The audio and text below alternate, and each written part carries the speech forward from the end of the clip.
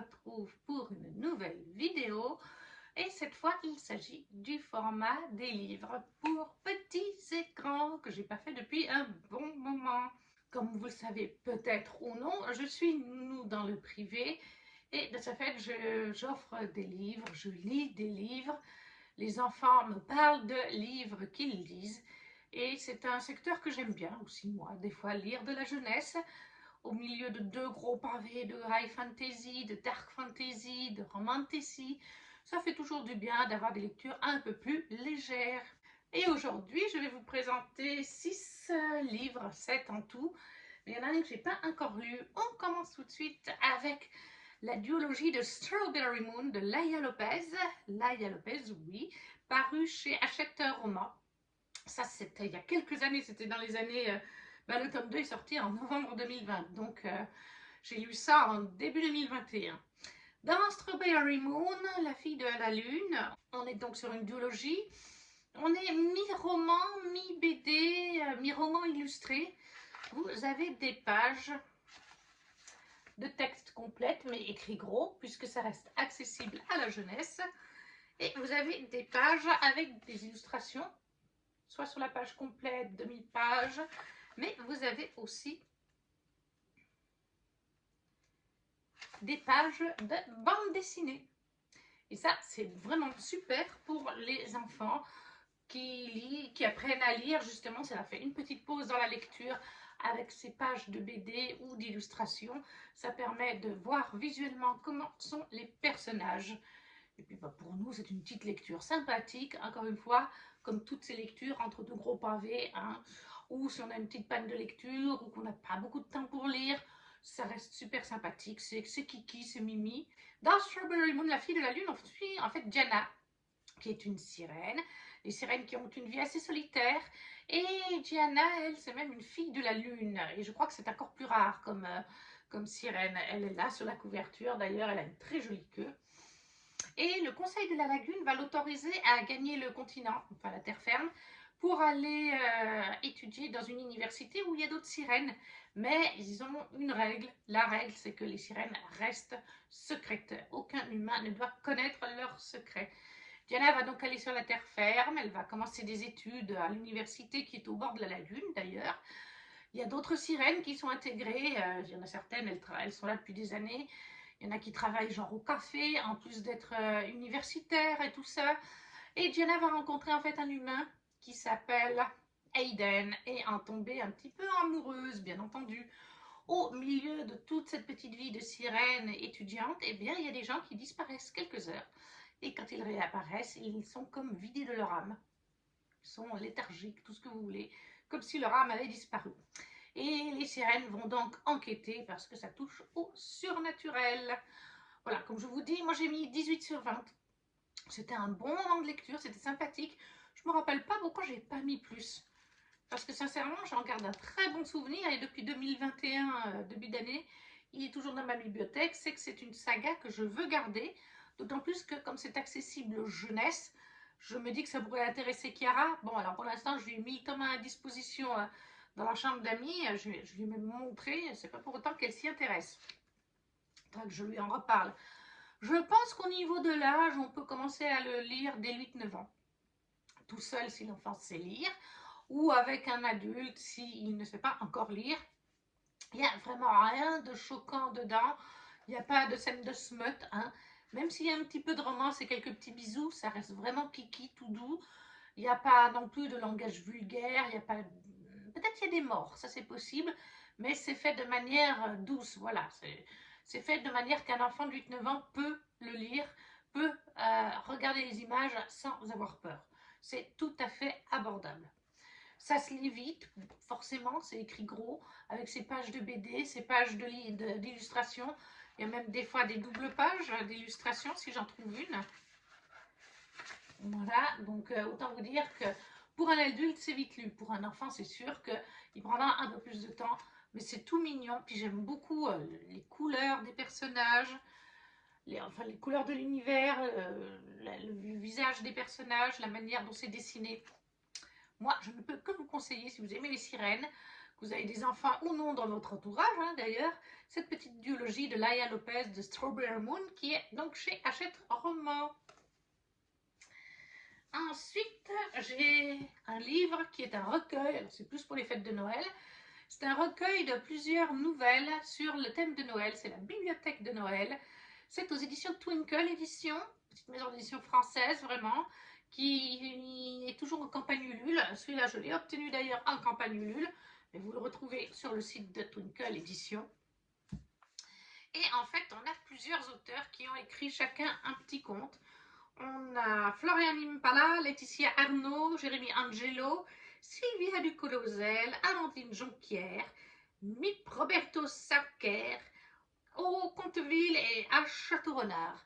Donc il y a 7 contes autour du foyer et de l'esprit de Noël.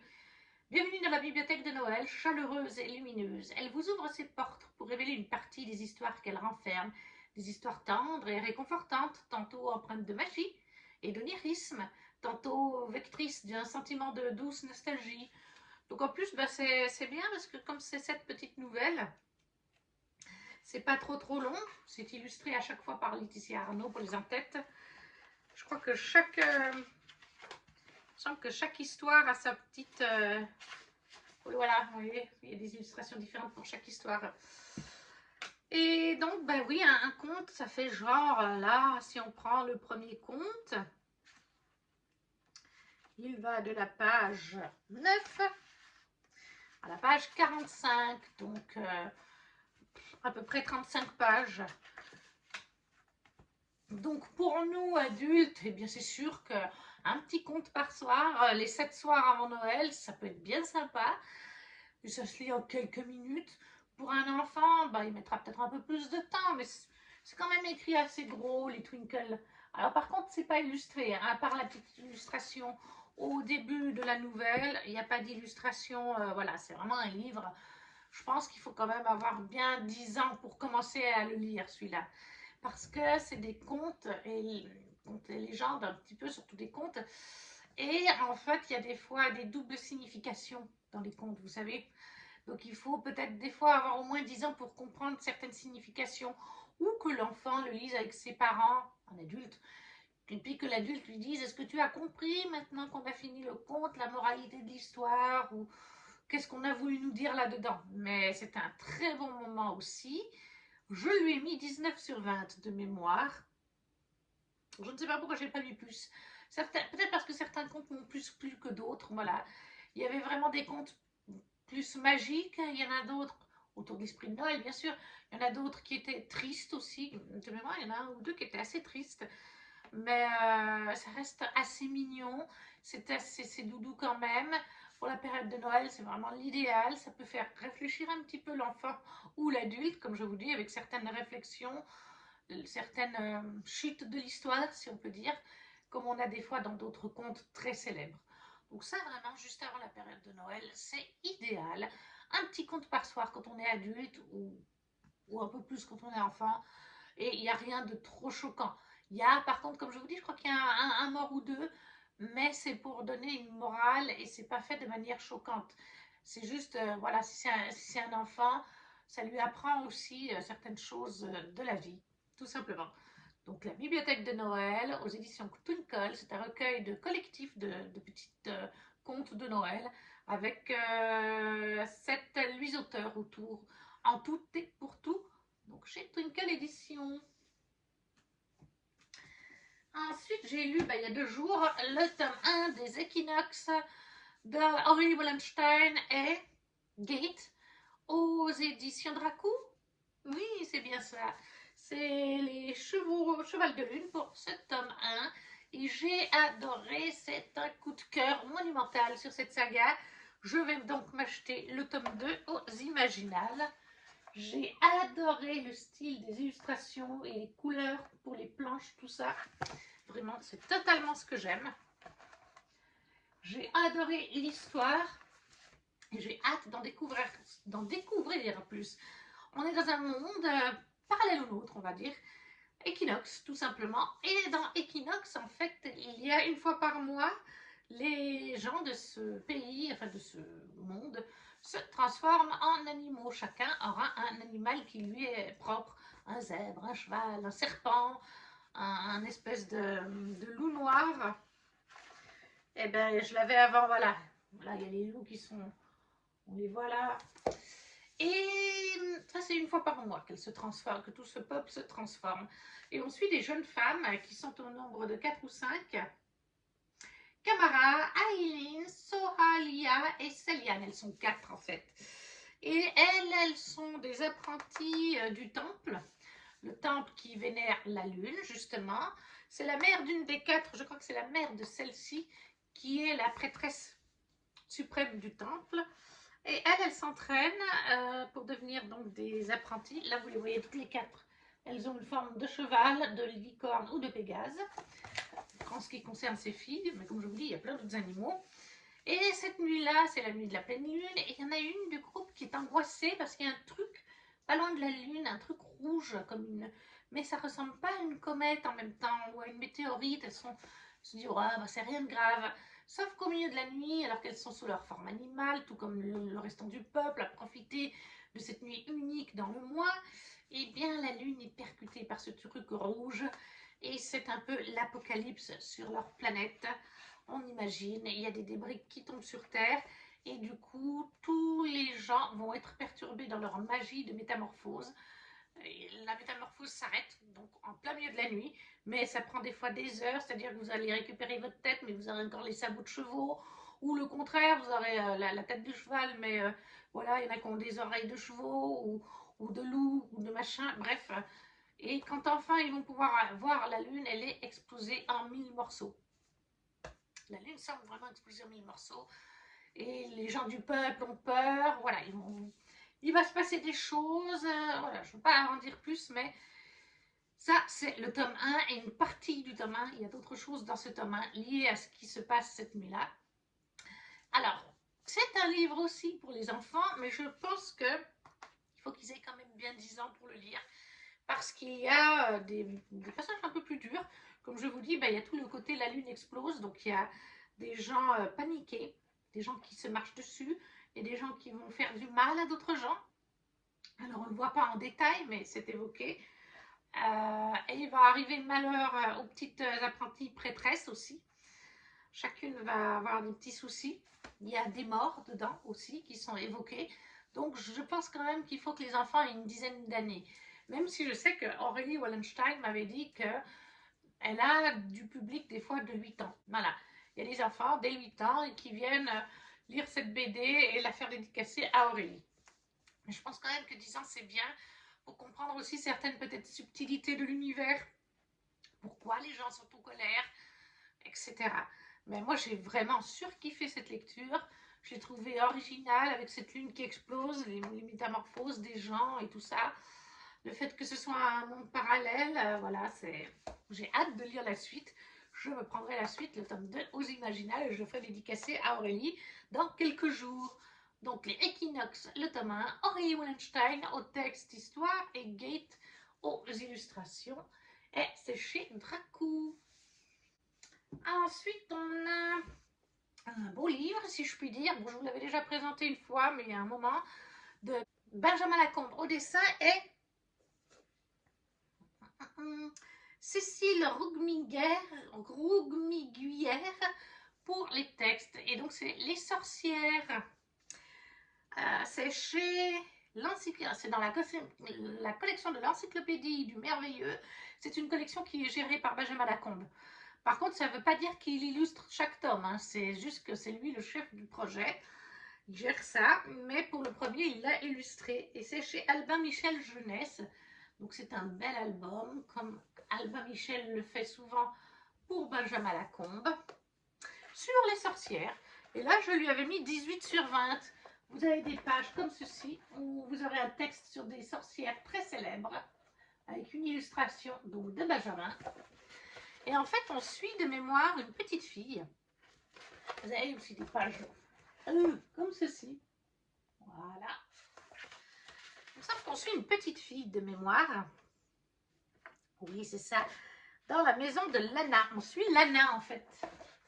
Lana, si je me rappelle bien, c'est une apprentie sorcière. Ou alors elle rêve de devenir sorcière. Et elle connaît justement plein d'histoires sur les sorcières. Et du coup, on va découvrir ces sorcières qui sont dans le monde entier. Il y a aussi la Baba Yaga, les animaux de la sorcière, les ustensiles de la sorcière.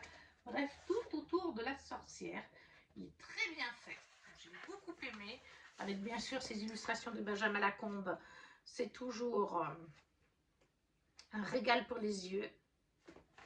Voilà, une autre.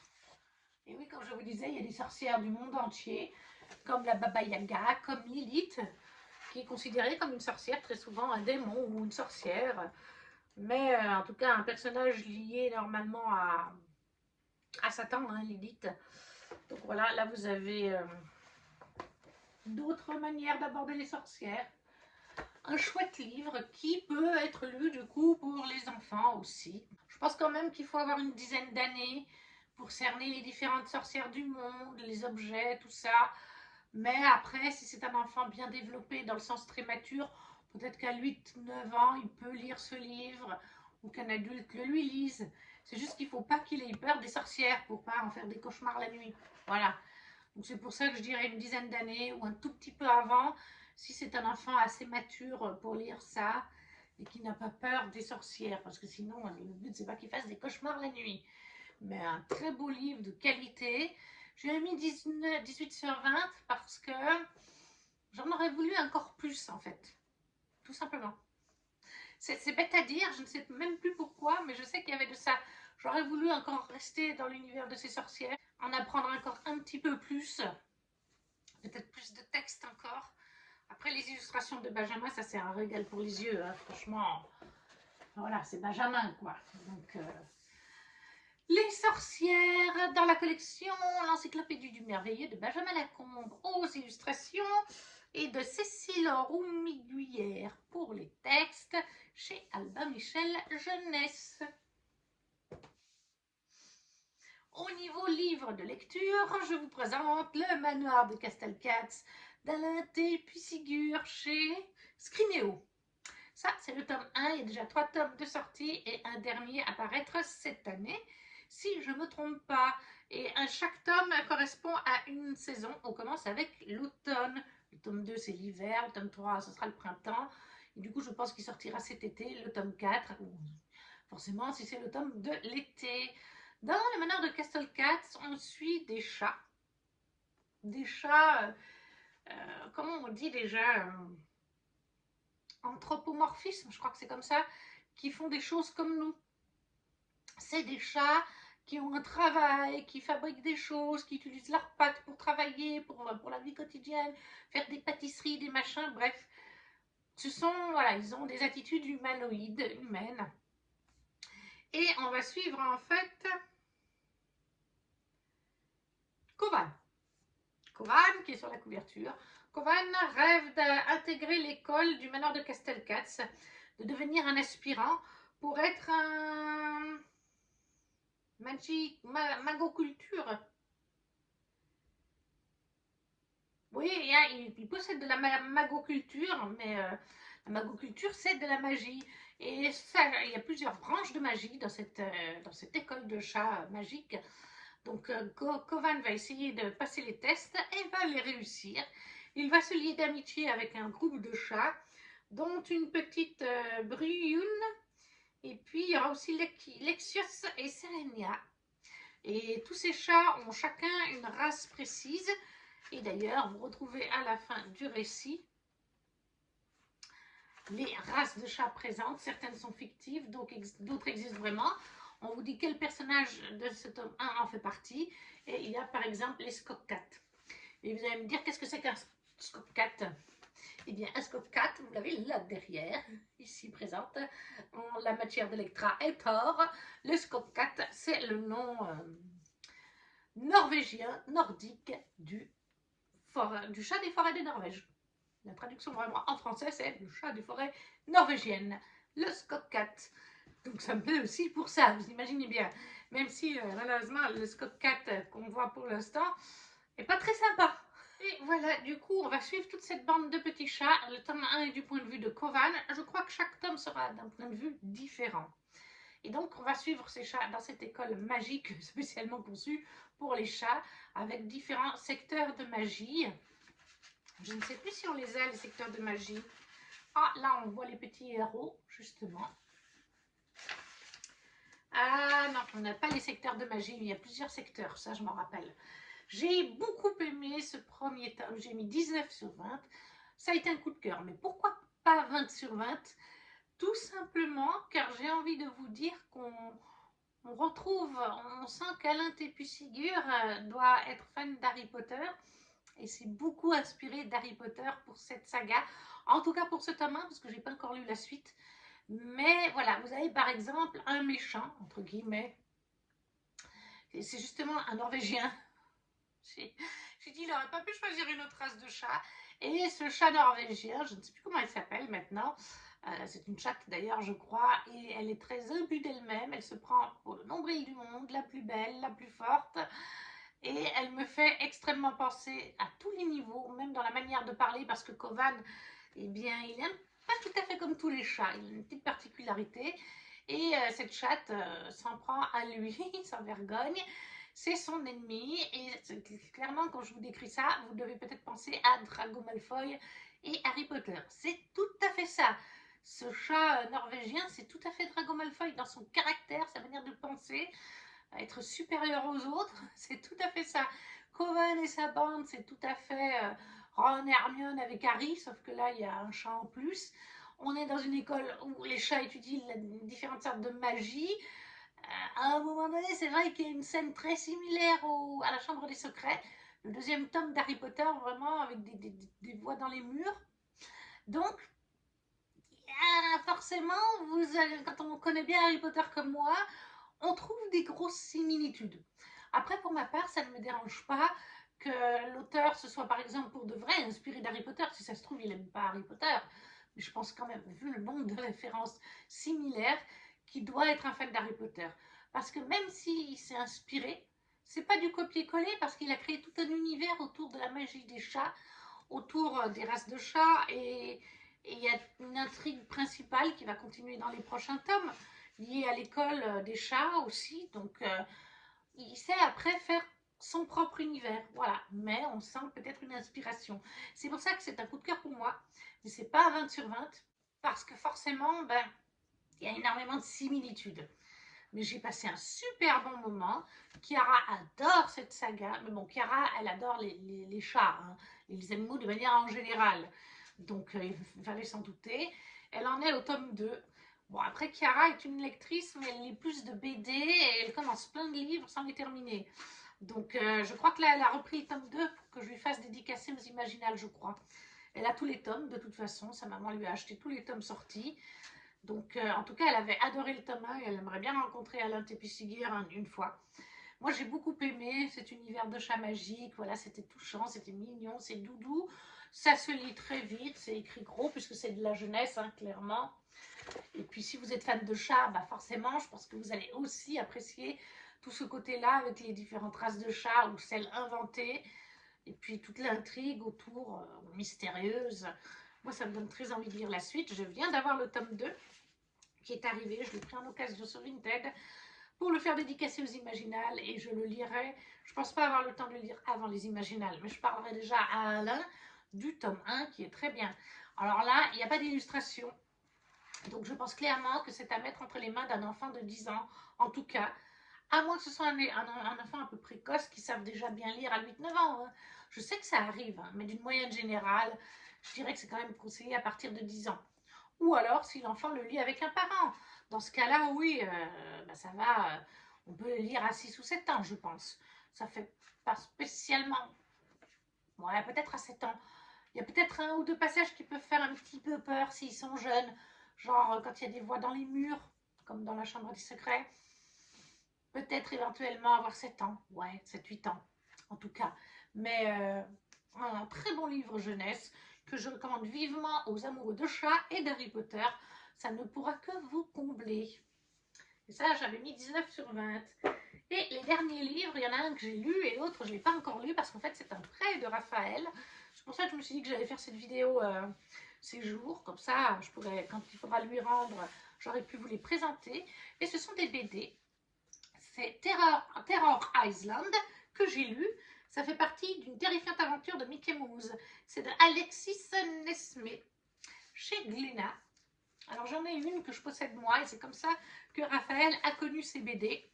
Et la deuxième, je vous la montre déjà, qui est de Alexis Nesmé et Lewis Trondheim. Horrific Land. Voilà. Celui-là, je ne l'ai pas encore lu, mais je vais vous montrer l'intérieur. Raphaël a connu ces BD qui sont magnifiques, qui sont très grandes, des belles BD, chez Glénat, en fait, grâce à moi. Parce qu'ils viennent dormir une fois par mois depuis des années.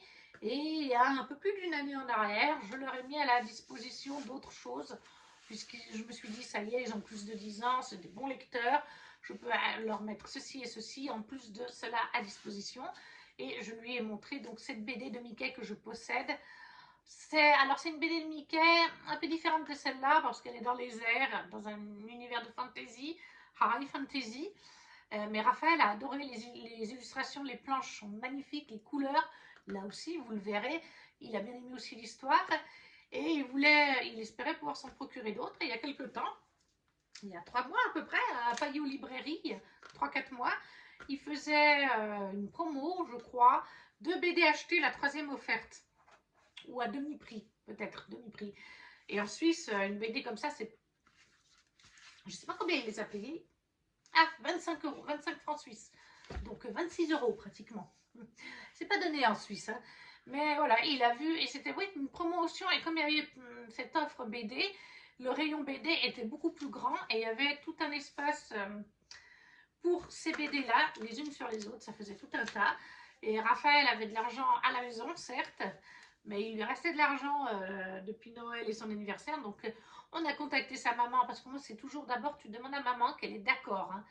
Il voulait s'en prendre qu'une seule. Et il a montré les photos à madame. Et madame lui a dit, bah, allez, je te les paye.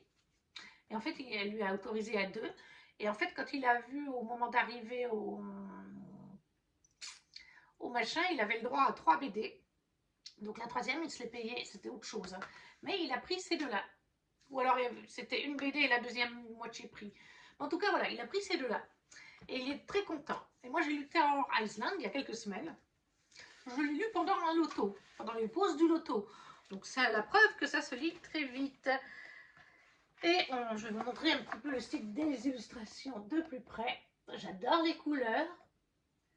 J'adore le style des dessins. Voilà, voilà.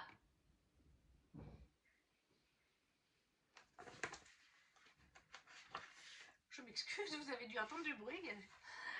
Il y avait du bruit dans l'immeuble. Donc oui, on est sur cette BD. Et en fait, pour ce tome-là, on est dans notre monde, en fait. C'est assez drôle. À un moment donné, on voit vraiment une carte de notre planète. Et je ne sais plus où c'est. Voilà, c'est par là. On voit sur ces planches l'Afrique, la mer du Nord, etc. On nous parle de l'Angleterre, je crois. Bref. Donc, pour celle-là, on est sur notre planète. Je lui ai mis 19 sur 20. C'est un mini coup de cœur. Je l'ai préféré à celle que je possède, en fait. Peut-être parce que c'est plus réaliste. Je ne sais pas vous dire. C'est vrai que l'autre BD, je vous la présenterai, celle que je possède dans une prochaine vidéo. Ça me faisait bizarre d'avoir Mickey dans un univers fantasy avec on vole sur des oiseaux magiques, enfin des grands oiseaux étranges, d'île en île, un peu à la Avatar si vous voulez, avec des machins volants. Et là, on reste sur quelque chose de plus traditionnel pour Mickey et sa bande. Et je l'ai beaucoup aimé parce qu'il y a des moments où ils ont un petit peu peur, hein, Terror Island. Il y a tout un côté mystère, enquête. Ils sont à la recherche de quelqu'un. Ils vont trouver peut-être un trésor ou pas. Ils sont dans des ruines sur une île sauvage.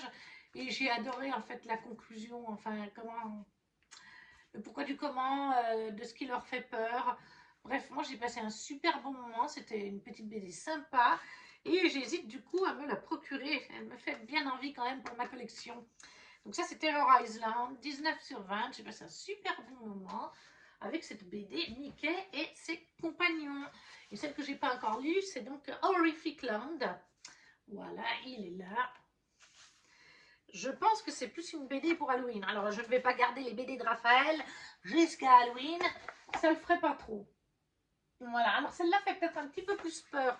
L'autre fait un petit peu peur, mais celle-là, c'est peut-être plus, comme je vous dis, une période d'Halloween. Donc, pour les enfants, pour ces deux BD, et surtout pour celle-là, que je n'ai pas encore lue, donc je ne sais même pas de quoi elle parle, je ne pourrais pas vous le dire, mais on se doute qu'on doit être à Halloween au vu de la couverture. Je pense que celle-ci, il faut peut-être attendre que l'enfant ait bien 10 ans pour qu'il la lise, alors que celui-là, je pense qu'à 8-9 ans, ça fait un petit peu peur, mais voilà, celle-là m'a l'air un peu plus creepy que celle-là, même si le titre aussi de celle-là indique, ouais, mais pour un garçon, et même pour une fille, hein, mais je pense que c'est le genre de BD qui leur plairont bien à partir d'une dizaine d'années. En tout cas, même si elles sont un peu plus grosses que certaines BD, celle-là, elle fait combien de pages, par exemple? Oh, quoique non, même pas, vous voyez, elle fait 56 pages. Je pensais, vu l'épaisseur du bouquin, que c'était plus gros qu'un grimoire d'Elfie, qu'un carnet de cerises, mais non, on tourne dans le même genre de page. Donc, moi, je les conseille à partir d'une dizaine d'années, peut-être plus celui-là un peu plus jeune. C'est un bon moment de BD sympa. C'est bien fait, d'autant plus si vous aimez Disney ou que les enfants en question aiment bien les Disney. Ben là, vous avez Mickey et sa bande qui vont faire des aventures. En tout cas pour celle-là, dans notre monde. Celle-là, je ne sais pas si elle est dans notre monde, mais peut-être bien. En tout cas, c'était très sympa. Et voilà, j'ai fini de vous présenter tous ces livres qui vont pour tout public à partir de 6-8 ans. Tout dépend des supports, tout dépend de la facilité de l'enfant à comprendre les choses aussi parfois. Parce que c'est bien qu'un enfant lise s'il sait lire, mais s'il ne les comprend pas, ou même s'il ne sait pas lire, mais qu'un adulte lui, puis qu'on n'en parle pas avec lui, qu'on lui dit est-ce que tu as compris la morale de l'histoire, le machin, s'il ne comprend rien, ça ne vaut pas la peine. C'est pour ça que je conseille quand même certains âges. Mais voilà, je vous ai présenté ces livres et ces BD. N'hésitez pas à me dire si vous les connaissez, si vous les avez déjà lus et appréciés, s'ils vous font envie. Si vous ne savez pas quoi mettre, un petit emoji, ça soutient la chaîne, comme le petit pouce, à partager si le cœur vous en dit. Et nous, on se retrouve très vite pour une prochaine vidéo. Ciao, ciao!